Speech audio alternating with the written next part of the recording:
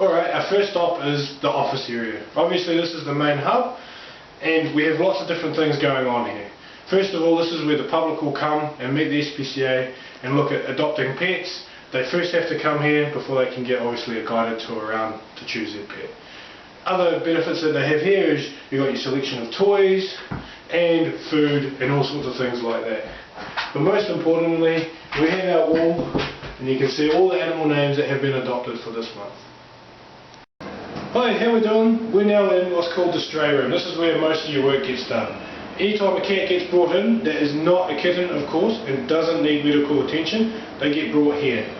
Over on this far side here, this is where they all get desexed. That's like, I know, they get their nuts chopped out and things like that. Right here, this is what we basically had to do. We had to clean these cages for all these guys. That means we have to take the shit trays out, clean them, we have to restock food, we actually clean the whole inside of this cage, and we give them obviously their toys and everything back. We put new food in, and then we place them back in their cage so they can carry on. And here, we have the roosters. Alright, so the SPCA obviously has bunnies as well. We have a ginger one here today, and his brother is obviously a darker coloured one, so I'm assuming we have the same mum, different dad, but I'm not speculating here. The reality is they take really good care of their bunnies, as you can see by their enclosure. Alright, this is the laundry. I can't honestly say I've had much to do with the laundry yet, as I know it takes intensive training to be able to do this. You've got to learn how to not put colours and whites and all this sort of stuff together, so I didn't spend too much time in here because I probably would have got it wrong. Alright guys, we're in the building known as the tin shed, probably because it is a tin shed. What happens, the cats come in, they either go to the ISO room or they go to the strays room, depending on how sick of it they are.